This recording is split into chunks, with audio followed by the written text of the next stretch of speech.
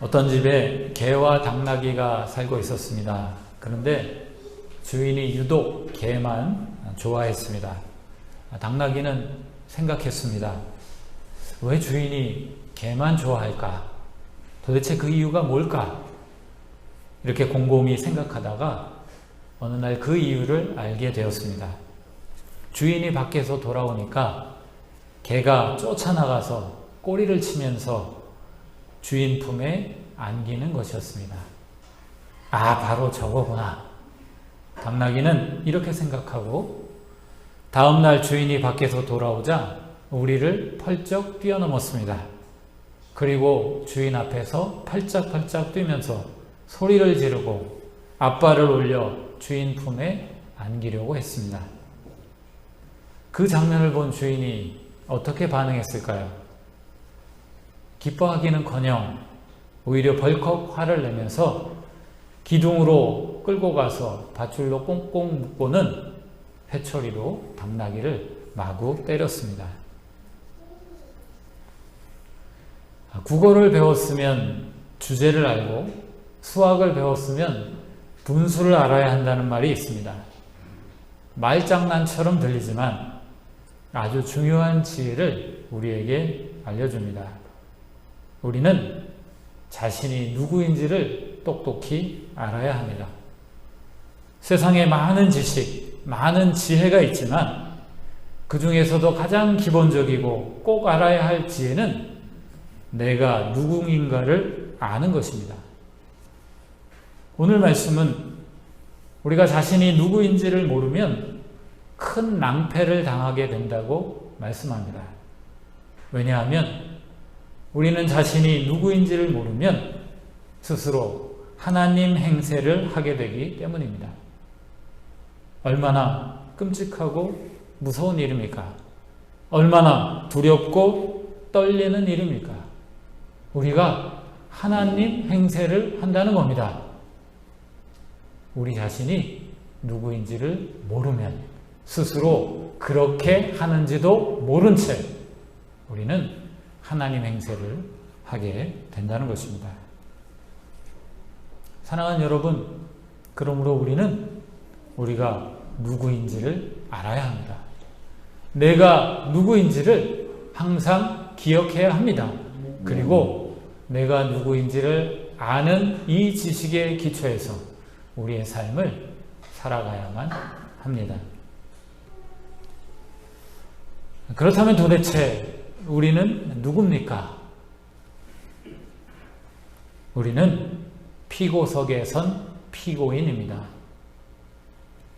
기독교 작가 C.S. 루이스가 쓴 글 중에 피고석에 선 하나님이란 짧은 글이 있습니다. 이 글은 전도에 대한 글을 요청받아서 쓴 글입니다. 이 글에서 루이스는 이렇게 주장합니다. 잘 들어보십시오.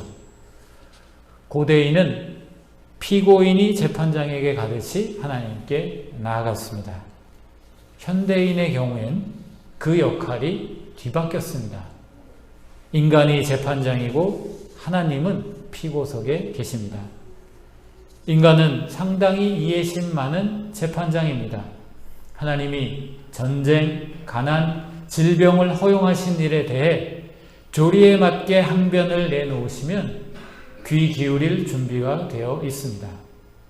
재판은 하나님의 무죄 방면으로 끝날 수도 있습니다. 그러나 중요한 사실은 인간이 판사석에 앉아 있고 하나님은 피고석에 계시다는 겁니다. 여러분은 루이스의 이 주장에 동의하십니까? 저는 100% 동의합니다. 믿지 않는 사람들이 입버릇처럼 사용하는 불경스러운 말이 있습니다. 만일 하나님이 있다면 이런 일이 어떻게 벌어질 수 있어? 이 말은 이미 그들이 판단하는 자리, 재판석에 앉아 있다는 사실을 보여주는 말입니다. 그들은 재판석에 앉아 자기 인생에 벌어지는 자신이 이해할 수 없는 일들을 가지고 피고 하나님을 지금 신문하고 재판하고 있는 겁니다. 스스로를 재판관이라고 여기는 것, 그래서 얼마든지 하나님을 신문하고 재판할 수 있다고 여기는 것, 이것이 우리 현대인들이 가지고 있는 공통된 불경스러운 특징입니다. 그런데 충격적인 사실은 우리 신앙인들도 그럴 수 있다는 점입니다. 오늘 말씀은 우리가 형제를 비방할 때 스스로 하나님 행세를 하는 것이라고 말씀합니다. 11절 말씀을 보십시오. 형제들아 서로 비방하지 말라. 형제를 비방하는 자나 형제를 판단하는 자는 곧 율법을 비방하고 율법을 비방하는 것이라. 네가 만일 율법을 판단하면 율법의 준행자가 아니요 재판관이로다. 형제를 비방한다는 말은 형제를 나쁘게 말한다는 뜻입니다. 형제를 판단한다는 말은 결정을 끄집어내거나 비판한다는 뜻입니다. 그런데 우리가 다른 형제에 대해서 이런 일을 할 때 우리는 스스로 재판관 역할, 다시 말해 하나님 행세를 하는 것입니다. 이런 우리를 향해 12절 말씀은 이렇게 선언합니다. 입법자와 재판관은 오직 한 분이시니 능히 구원하기도 하시며 멸하기도 하시느니라. 너는 누구이기에 이웃을 판단하느냐. 천안에서 교회를 개척하고 목회를 훌륭하게 하고 있는 제 신대원 동기 목사님이 계십니다. 제가 그 목사님 교회에 가서 어떻게 목회해왔고 지금도 목회를 하고 있는지 배울 수 있는 기회가 있었습니다. 그때 제가 인상 깊게 본 것들이 여러 가지가 있는데 그중 한 가지는 이것입니다. 그 교회는 예배 후 식사를 할 때 테이블에 앉은 사람들끼리 대화를 하지 못하도록 만들었습니다. 대신에 앞에 무대를 만들고 음악을 연주하고 또 매주마다 돌아가면서 한 사람씩 나와서 간증을 하도록 그렇게 꾸몄습니다. 그러니까 우리들이 잘 아는 디너쇼를 즐기는 그런 음식점 같이 그렇게 만든 겁니다. 목사님이 왜 이렇게 만드셨을까요? 이유가 있습니다. 목사님이 보니까 사람들이 예배를 잘 드리고 나서는 밥 먹으면서 그 은혜를 다 쏟아버리더라 하는 것입니다. 사람들이 어떤 이야기를 나눕니까? 자식 자랑, 아파트 자랑, 주식 이야기 같은 자랑이나 누구 이 사람 저 사람 험담하는 그런 이야기들을 하더라는 겁니다. 그래서 목사님은 은혜를 망치는 이런 일들을 구조적으로 하지 못하도록 그렇게 세팅을 한 겁니다. 상당히 좋은 시도라고 생각합니다. 우리 교회도 나중에 여건이 되면 한번 시도해 볼 만하다 그렇게 생각하고 있습니다. 하지만 그래도 여전히 숙제는 있습니다. 우리가 교회에서 함께 식사하는 것은 일주일에 한 번에 불과한데 우리가 나머지 20번의 식사를 그런 식으로 세팅할 수는 없지 않습니까? 그리고 우리가 밥 먹을 때만 이야기를 하는 건 아니지 않습니까? 말하는 모든 순간마다 강제적으로 우리가 세팅을 그렇게 바꿀 수가 없는데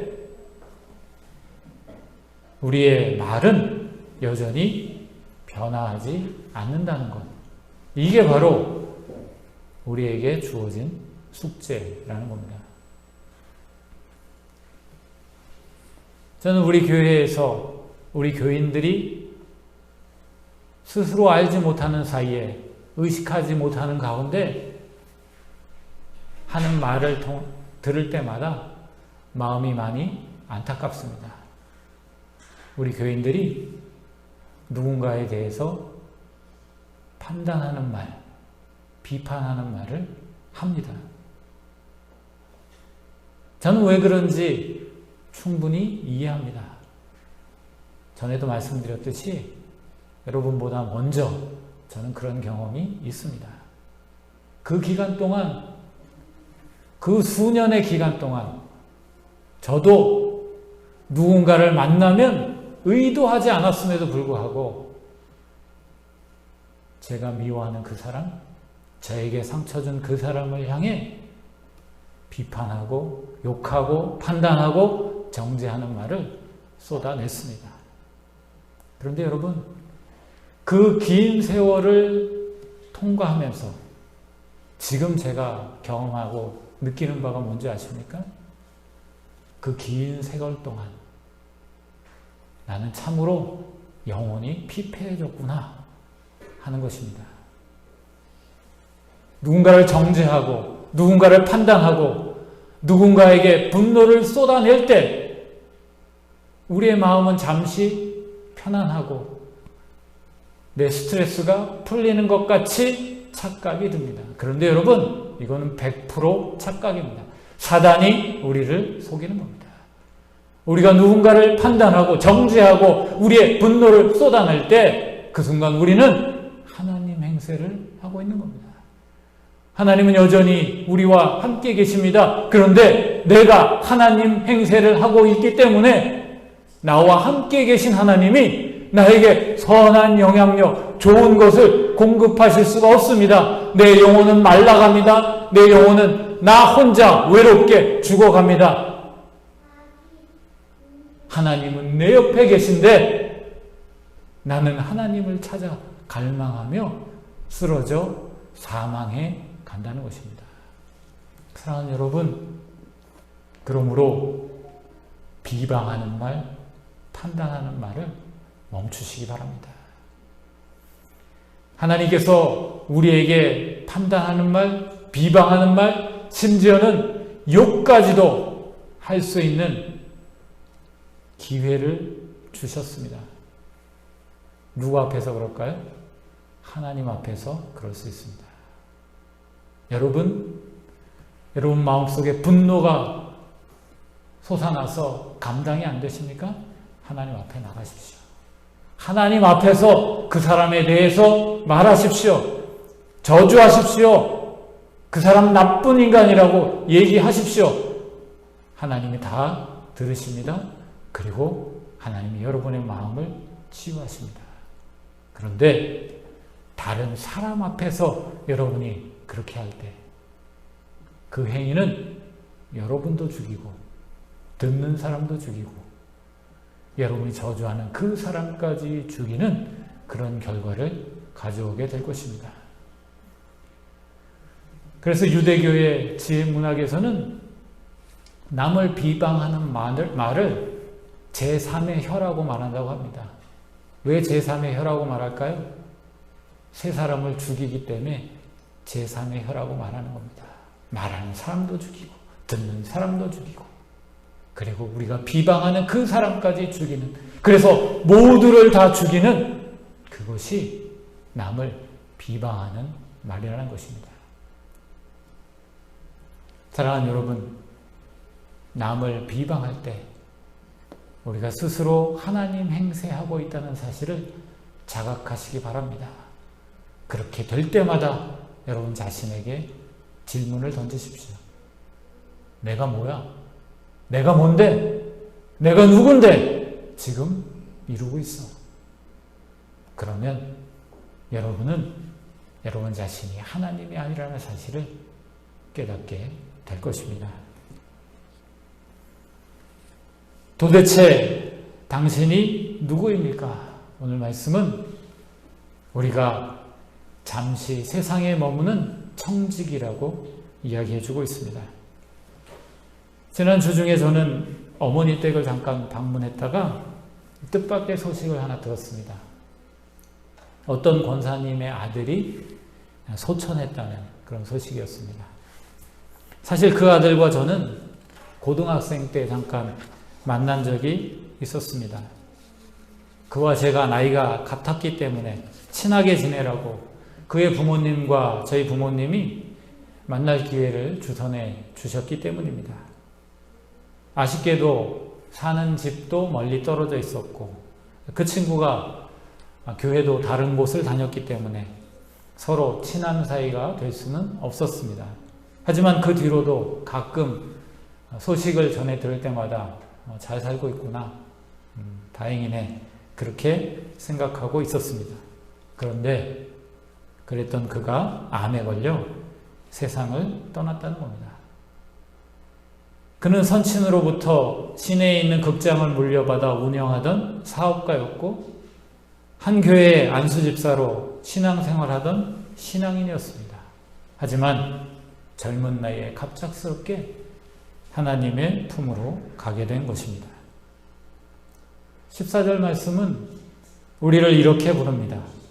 너희 생명이 무엇이냐? 너희는 잠깐 보이다가 없어지는 안개니라. 사실 오늘 본문 13절에 나오는 사업가의 말은 표면적으로 별 문제가 없어 보입니다.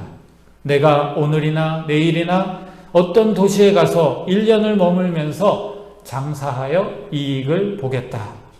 이것은 사업가의 일상적인 사업 행위입니다. 그런데도 오늘 본문 16절은 이것을 허탄한 자랑이라고 말합니다. 그리고 그 자랑이 악한 것이라고 그렇게 선언합니다. 왜요? 무엇이 문제입니까? 거기에 하나님이 빠져있기 때문입니다. 15절 말씀은 이렇게 말합니다.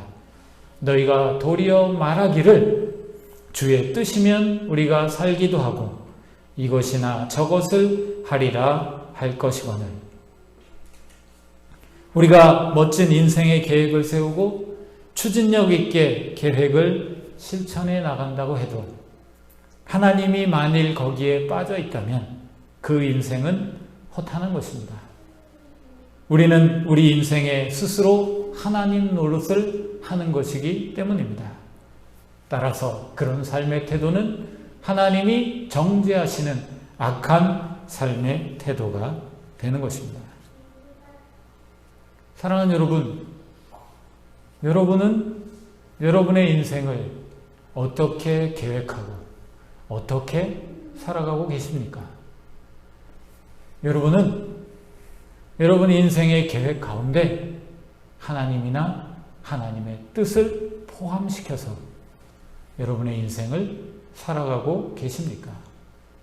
혹시 여러분의 그 계획 안에 하나님이나 하나님의 뜻이 없다고 한다면, 하나님이나 하나님의 뜻이 빠져 있다고 한다면 여러분은 여러분의 인생의 하나님 노릇을 지금 하고 있는 것입니다.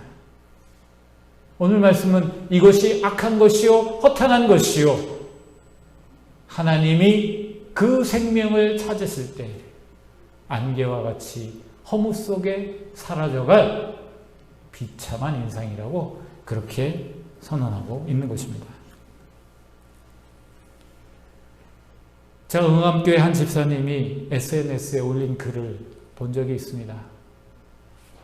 그동안 응암교회에서 있었던 비극적인 일들에 대해서 쭉 이야기를 하면서 이제는 잘해봐야겠다. 새로 오신 담임 목사님과 함께 잘해봐야겠다 하는 그런 다짐을 적은 그런 글이었습니다. 그런데 마지막 부분에 그 글이 이렇게 끝나는 것을 보았습니다. 한번 들어보시기 바랍니다.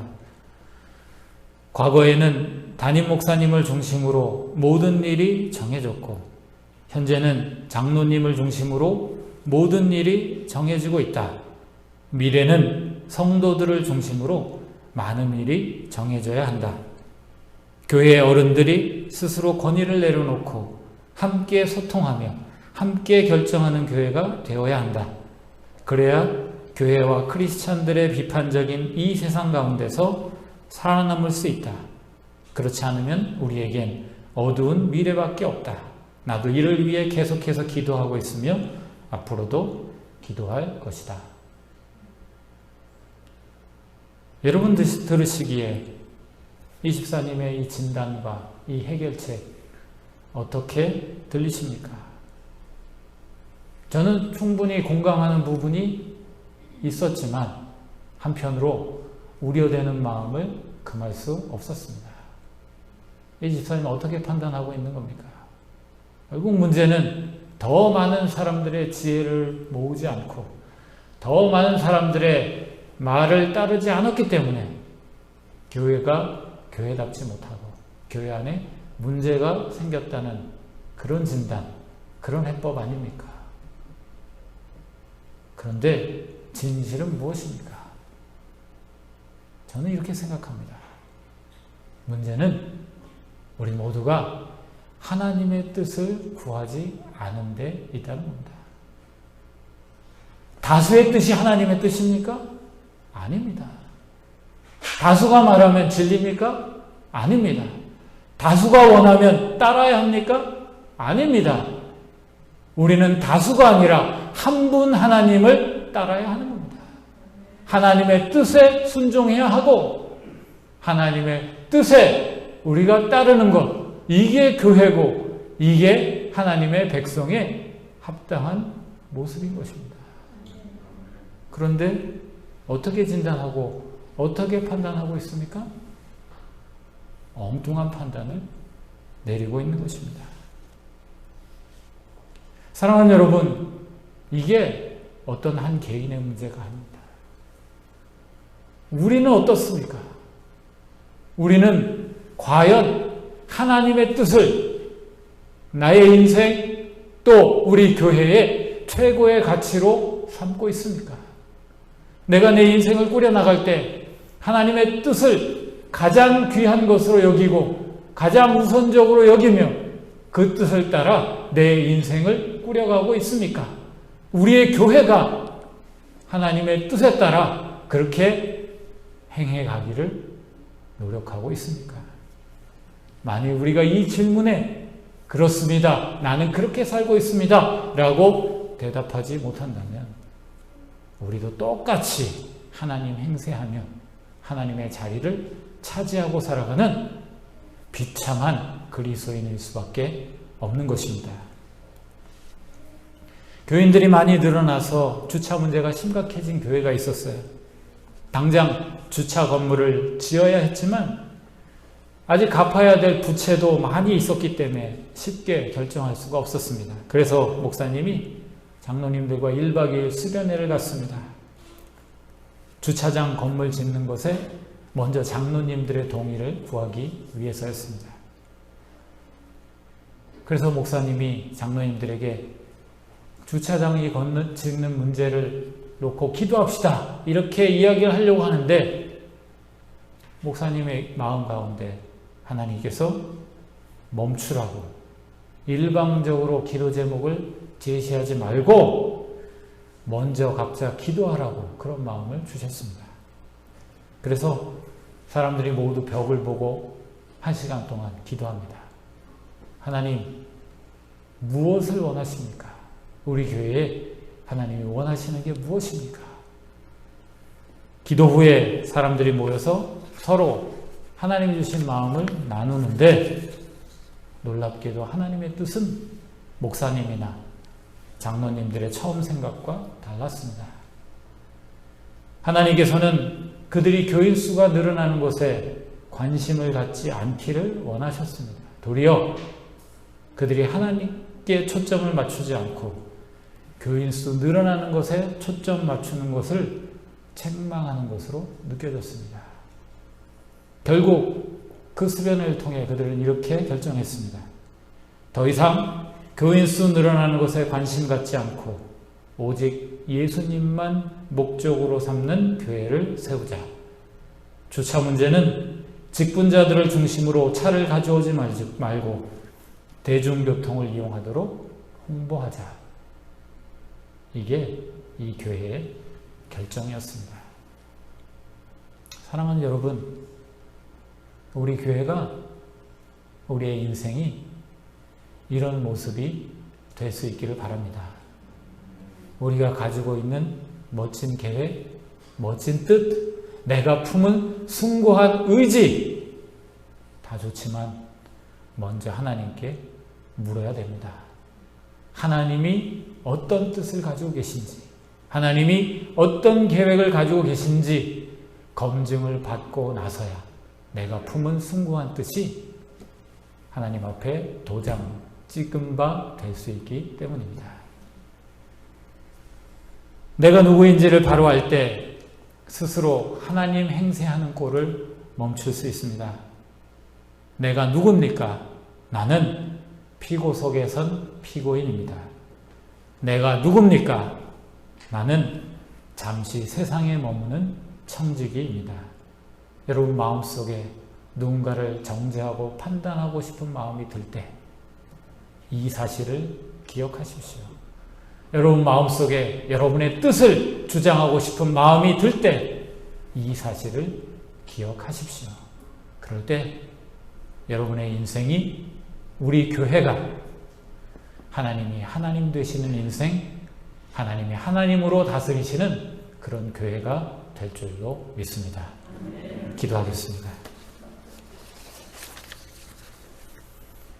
하나님 아버지, 오늘 말씀을 통해 우리가 스스로 알지 못하는 사이에 하나님 행세하고 있음을 깨닫게 하여 주시니 감사합니다. 하나님, 우리의 믿음 없음과 우리의 연약함을 불쌍히 여겨 주옵소서. 우리의 상처와 우리의 피폐한 영혼을 긍휼히 여겨 주옵소서. 하나님, 저희가 하나님이 우리 인생 가운데 하나님 되시도록 잠잠하게 하여 주옵소서. 우리가 하나님의 자리를 내드리게 하여 주옵소서. 그리하여 우리의 인생과 우리 교회 안에 하나님이 영광 받으시고 하나님이 하나님으로 역사하시는 일이 왕성하게 일어나게 하여 주옵소서. 예수님의 이름으로 기도드리옵나이다. 아멘.